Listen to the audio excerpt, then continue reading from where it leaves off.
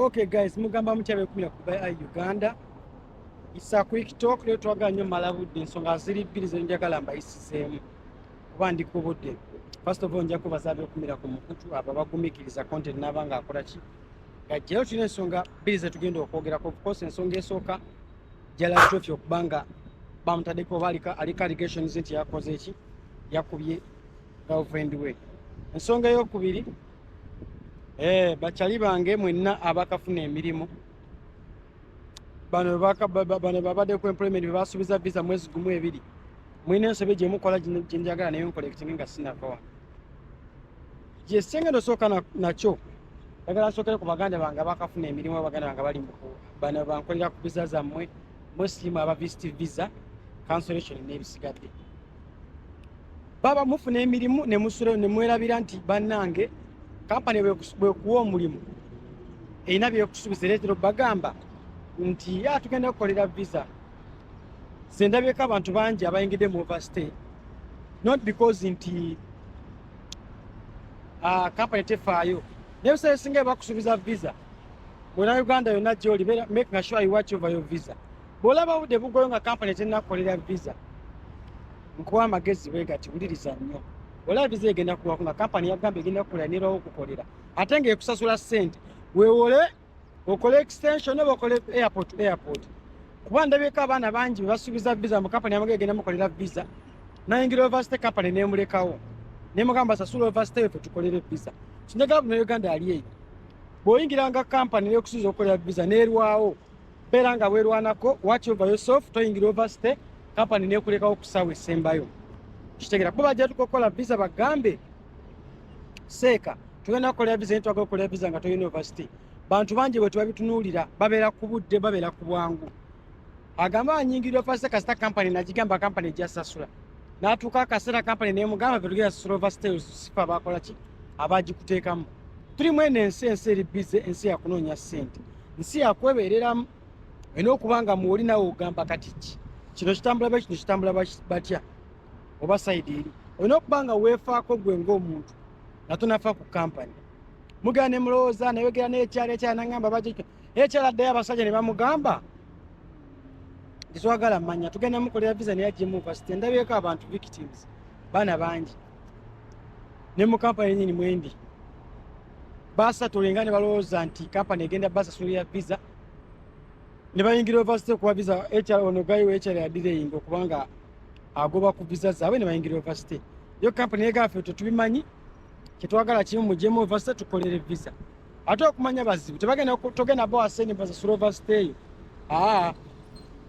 baagala ogyemu university ate osasule n'emyezi ebiri oba ogumu extension kitegeera tebaagala yaddala drama kyate bateekeyo visa byakupapa baagala bere nga bagenda okuteekayo visa yaabwe nga bagenda ki step by step so nja kubiriza mu Uganda afunye omulimu beera nga weefaako beera nga ogoberera visa yo bweba kampani eruddeyo okuteeramu weeteremu kitegeera kuba the end of the day totunuulira kitono ekyo otunuulira kiri ekinene ekyo kinene bwe kigenda okutuuka ngenda kukola ntya why would I go into overstay nga mbadde nina option so tugyewo omuzannyo ku bintu bino bantu bangi babadde affected ava ku mulimu era kampani tegenda kukozesa nga oli mu overstay tejatuuka ekiseera ekugambe noonya ekiddako fe tugenda kukozesa muntu ali mu overstay so njagala buli Uganda ali eyo muganda wange nkusaba busabi watch over your visa watch over yourself ekintu kizibu nga kulekawo ku ssaawa esembayo bano bagayi bo kye bafaako kimu majja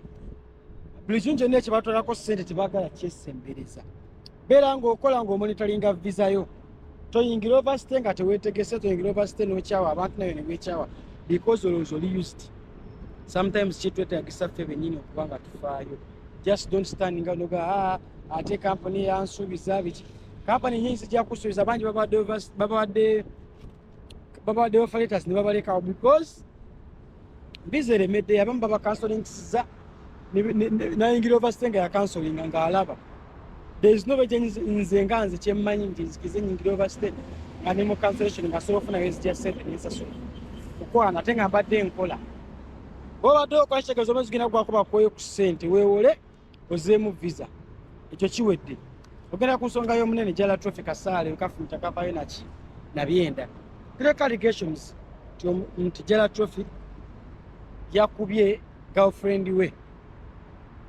n'agenda mu kkoma. That's what omuwala bw'agamba Ajati. Era yagamba yakubye omukazi n'atikawo n'edduwa. Kansooke balule ebintu bibiri bisatu. Ekintu ekisooka nga tunatulira nnyo mu nsonga zino, njagala nziremu ggwe biwagambye byogamba mbu ebyavuddeko issue nti omuwala yazze, kitegeera mbu omuwala yazze n'atuukawo n'asanga Jela Trophy mu luumu n'omukazi. Jela Trophy omuwala bwe yazze n'ayimira n'abatunuulira Jela Trophy n'amukuba. Tebikola sense lwakuba nti Abannayuganda twanguwa nnyo okubuukira. Abakazi bwane mu nsi yonna ffenna mwena mukimanyi nti omukazi asobola okusanga n'omusajja, abasobola okusanga n'omukazi nga muli mbwe oba nakusanga n'omukazi mu nnyumba. Abakazi mwenga musobola okusonyiwa omusajja mwinenge nsobola okugereka abansonyiwa biki mwene muba isi. There is no way omusajja mbw omukazi amusanga mbwenzi n'osalawo mbw ategga okuba omukazi lwakuba akusanze mwenzi. Number one, tekikola sense. Ekyokubiri, Jela Trophy is a professional. One Dubai oba mu nsi yonna, professional boxer, professional bodybuilder takkirizibwa kuraizinga mukono okuba mukazi. Nenge gyobanga oli munene otyo oba wenkana kyoba tokkirizibwa kuba mukazi. So sisubira mu Jela Trophy noba professional bwaliko oba professional gyaliko like asolokera kumaja nagamba yakubye omukazi namukuba kwafuna kibi bakuba omukazi what will happen. Singa mukube kyandigezera mu kkoma, ekyo kimu tukiteeke wali.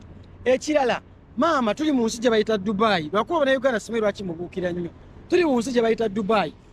Ssaawa zino singa Jela Trophy yakubye omukazi, ekyadde kisooka mujjayo kimu ambulance. Ekyokubiri, police. Jela Trophy right now yandibadde under custody. Weebuuze, why are you saying that nga Jela Trophy says notali mu custody? Ali mu kulya butaala.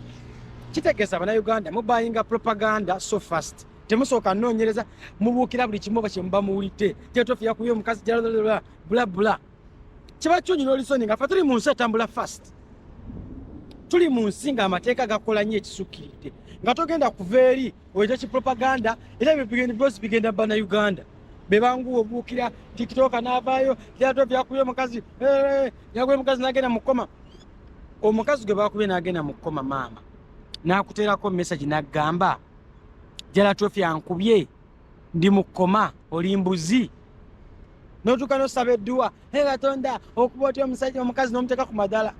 E Dubai tebakuba bakazi. Simanyi gy'oli oba oli Saudi gye bamanyira obbakuba naye nga njagala okuwulira nti tebakuba muka. Abasawo basobola okwekubamu, basajja twekubamu ne tukita, naye omukazi tomukuba. Naddala omukazi ng'oyo abadde alina byakola nti alina empapulakira n'akola, alina okuba ku mulimu. Of course omulimu gwennyini guba gujja munoonya. Babuuze what happened mbu bamukubye, who beat her. Lwansonga bw'osayininga contract gundi kampuni ye by'okuyinako obuyinza era bw'ofuna obuzibu kampuni yo emu ebasobola okujja n'ekunoonyeza kye kyakutuuseko lwaki kuba oba ku insurance yaabwe ya medical. So madam kyogamba Jela Trophy yakubye omukozi wa kampani n'esirika oba mwagala kuta linnya lya musajja mulwanyisiza gayo okuva yatandika okuva wabadde ku TikTok olala omwe temwagala abantu bavayo ne basucceedinga. First of all, I condemn any man akera ku matena akwate engalo sinaseka ku musajja. Tokkirizibwa n'okirowoozaako tokkirizibwa musajja yenna akuba mukazi nesagala muntu ayonera linnya lya muntu nalosenoonyereza. Mbadde nsaba tulindeyo omuwala ave ku buliri kuba kimanyi ajja kudda engulu bw'aba gyali gundi ku kitanda. Sigenda wakanya kikyonna naye nga njagala gamba amazima. If Jela Trophy yakubyeyo omukazi nga bwe mugamba katulinde omukazi ave ku kitanda yogere byayogera. Nenza kyemanye n'ensi gye tulimu si Kampala. Bw'ogenda kukuba omuntu oli obutaala ndi muwulu ndi okitegeera ndi abutaala ndi muwulu bla bla. No, bw'okuba omukazi wano you answer. Neokuba bukubinze sirapu tova wano omuntu akwisamu eggaali n'asigala ng'atambula. But people don't look into that. Babukenyi yafa byakubye omukazi TikTok yonna n'oyonona erinnya ly'omusajja without thinking. Ne bali babukira tebalowoozeza yakoze kibi nnyo akuba atya omukazi. Tebakuba bakazi, ba professional tebakuba bakazi. Ffe ba professional tetukwatanga za vesiteka ku bakazi. Naye tubuuze nze omukazi bwanteekako engalo nkola ntya? Omutwe buuki kyesibeera ng'olowooza nga tulina kukola kitona sound message. You're spoiling someone's name because you want to trend. Oyagala okuba bagambe mbu gundi wakabi. singa Jala Trophy yakonye koyo muwala oba yakuyo muwala sasa no yandibadde mabega wa mitayimba nego webuze lwa Jala Trophy ali waka oba ali masalige webuze lwaki police temunonya webuze lwaki olebe atero video nga poeseza ina watu yewunya. People want to tarnish people's names lansonga bagala okuba kati gwaje lwagambye simanyanzo yo mwala namusanga ku mpombo sikolera muntu yena bulango namusanga simanya ku restaurant bichi muli emereje mwagala tebindyaza so namusanga ku restaurant bichi nayogera nange gogo yasanga omusanze ku restaurant obotya deep nti yabadde ne mukoma nakutera ko message ngali mukoma nagamba bankubye ndi mukoma oba bankubye ngenda kufa omuntu Jala Trophy kunkuba jankuba tagenda kukuba simanya wetolole nze mbaddeko naye. Ne one thing I'm sure about aswateka ko mukazi ngalo fena tuli bakatwe mate so I know what I'm talking about. Kitegera tosobola kungamba mbu wakubiye omukazi Jala Trophy mbu asobola ne baba akubiye musajja Jala Trophy takuba enkyano tandika musimanya noteka ko message Jala Trophy yankubye tosobola teka ko message mu Jala Trophy yakubye nga akubye saa 7 saa 8 tuba tugenda kuziika kuba basiramu tetera nnyo wanvu era saa 10 oba kitadde so njagala ombuulire Jala Trophy yakuba n'ofuna n'amanyi agatypinga message wano Dubai wokubira omuntu ye na police eba yazedda abaliwo bayita police ne kazimbe koyini kwomukubidde aha pozi nga Jala Trophy alina akazimbe Dubai bw'okuba omuntu kazimbe bennyini wadeni wakazimbe oba wakimani wakazimbe ennyini asooka okuleeterawo police mpozi nga musula ku Brazilian banga ku Brazilian tewali afaayo okitegeera so njagala Bannayuganda muve mu propaganda muve kukonda amanya g'abantu tulinde amawulire amatuufu eganadda nga Jala Trophy yakubye omuntu oyo nja kubaawo nze kennyini mbabuulire ne tukyanoonyereza oli avaayo attalinya lya muntu babuukira mutulida bwe kyakola temwagala muntu alina abeeko ne kyakola nti oba kitambula bulungi you just keep fighting someone without using your brains.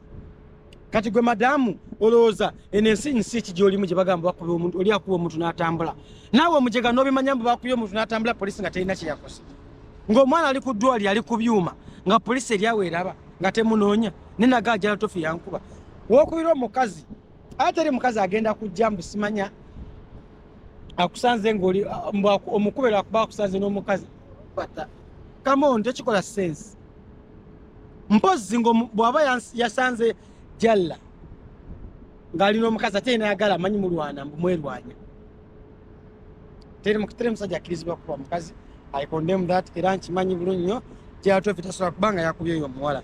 Another thing omuwala aba ali ku kitane katumusabire asobole okubanga addama Katonda amugumye amuwe amanyi agasimuka asobole okubanga akola ki ngadde engulu naye tekiba kirungi kubanga masegambu yafudde musimanya yafudde teri muntu gwe bakuba n'agenda mu mbeera mbi wano omanyi lwaki kati saasiba abavuma ajimanyi teri asobola mumukuba wano bw'okuba omuntu ziba miranga ogenda noonyezebwa tolina ogenda kuddamu kusula bulabula so baganda bange tunuulira damage nga tonakola osimanyi oba oli Saudi eyo weegomba Jala Trophy oba omwagala mugambe tebetaaga kwagala ate mutanishinga musika wansi omusajja mulwanyisiza ever since day one temwagala bantu bali consistent abadde ku top mwena ba tiktokers abasinga mwagwa simanya bani mwenna mwagwa so muli kugaye mumusika buli wamu otegera Jala Trophy bana abakoze ensobi tujja vaayo tubagambe Jala Trophy yayo kizisa niba batannayo kya nze njogera okusinziira ku mateeka ga Dubai tokuba muntu wano notambulanga bw'oyagala tokuba muntu nosikala ng'ogenda kola video ku social media it's impossible. So guys sagala propaganda muve ku bantu muve kwogera ebitategerekeka atalina byakola noonya bikola agala following noonya following naye temuno namanya g'abantu mbate media leero munsonyi mbaddemu a little bit frustrated because people talk what they don't know nebibanga bitunyiiza naye nga kyekyo yes twetawe katwe made big up to buli muntu yena abeerako nabanga atugeza katutusupportinga eyo njagadde ekikwateo mu mbeera endala lwansonga nyamata ebadde yeetaaga discussing but don't spoil someone's name asigo yamuleeta mu game mwesonyiwe abantu munoonye content wammwe kitegeera TikTok magifula competition omuntu abasinga atabanyega mumunyigira bunyigizi let the money be yakulira game temulina kyakukola a big dog so mumbeere nga mugobera big boy business Temple Media Uganda tenze first of all so I always respect the process so mubeere bulungi nesagala kuno namanya g'abantu